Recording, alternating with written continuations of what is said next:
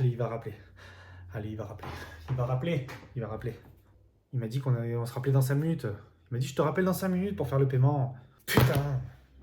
Salut à toi, j'espère que tu vas bien. Je sais, ça fait un moment qu'on n'a pas fait de vidéo ensemble et que tu n'as pas pu avoir tous mes conseils. Je sais, je suis désolé, je suis là. Je voulais parler d'une chose super importante aujourd'hui, c'est arrêter de croire le prospect. Arrêtez de croire le prospect quand il vous dit je te rappelle dans 5 minutes là pour faire le paiement, le temps que j'aille chercher ma carte. J'ai pas mon IBAN sur moi, je peux pas faire le règlement, je peux pas payer tout de suite, là je peux pas le faire maintenant. Arrêtez de croire le prospect.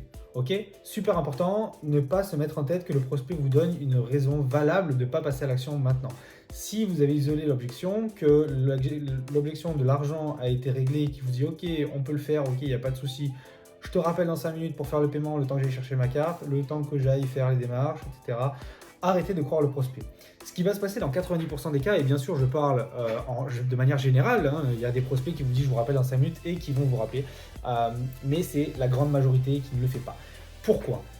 La première chose que le cerveau veut faire lorsqu'il y a un paiement à effectuer, c'est de libérer ce stress et de se décharger de cette pression mentale qu'on a aujourd'hui de devoir payer, passer à l'action et de devoir faire un paiement. Donc, ce qu'il faut faire, c'est rassurer la personne pendant l'appel, lui demander pourquoi est-ce qu'il souhaite passer à l'action. Qu'est-ce qui va se passer si vous ne faites pas ça ? Vous n'allez pas en fait déclencher dans sa tête le pourquoi est-ce qu'il fait ça réellement et pourquoi est-ce qu'il s'apprête à payer maintenant. Quand vous avez quelqu'un qui vous dit ok on peut y aller, etc., il n'y a pas de souci, on y va, posez-lui cette question, pourquoi alors on y va maintenant et pourquoi est-ce que c'est bon pour toi. La personne va développer un argument sur pourquoi est-ce qu'il doit le faire, parce que maintenant c'est bon, allez on y va.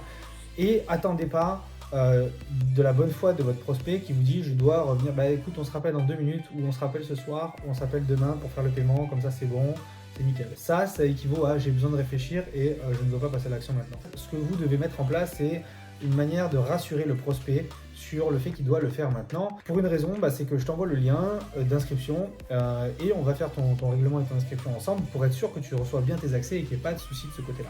Comme ça, moi, je peux m'assurer que tu as tes accès, que tu peux commencer la formation et il n'y a pas de problème.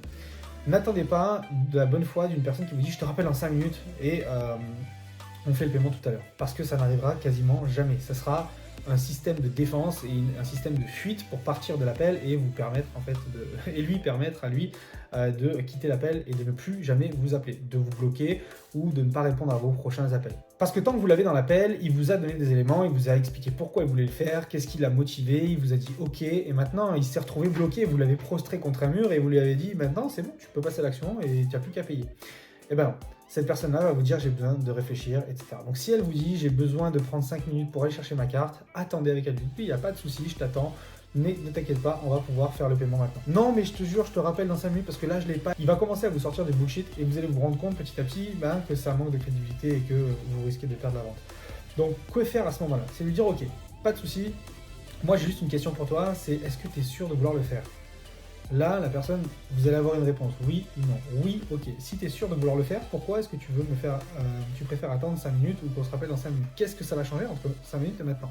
Oui, c'est juste le temps que je cherche ma carte. Eh bien écoute, je peux prendre 5 minutes de plus avec toi pour qu'on fasse ensemble le paiement et que comme ça, tu sois sûr d'avoir tes accès. Vous pouvez passer pour un forceur vu de l'extérieur à dire ça, mais en réalité, vous ne passez pas pour un forceur, c'est parce que vous allez voir la réaction de la personne en fonction de ce que vous allez dire. Et si c'est réellement une histoire que je dois aller chercher ma carte, il vous posera le téléphone et il dira ok, pas de souci, ou l'ordinateur, il vous dira écoute, pas de souci, je reviens dans 5 minutes, je suis là, je te laisse en ligne et vous le gardez en ligne. Tant que vous avez la personne au téléphone ou que vous avez la personne en ligne, vous pouvez closer. Une fois que vous avez raccroché, c'est terminé, vous ne pouvez plus closer. La personne ne va pas faire le paiement d'elle-même et vous renvoyer un message c'est bon, j'ai payé, ça n'arrive jamais.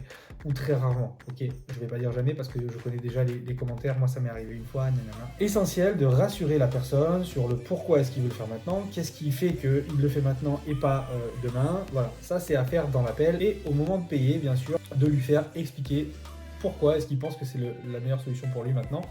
Comme ça, vous allez vous assurer d'une chose, c'est que la personne est de bonne foi, qu'elle veut effectivement payer et passer à l'action et passer ce cap et arrêter de procrastiner.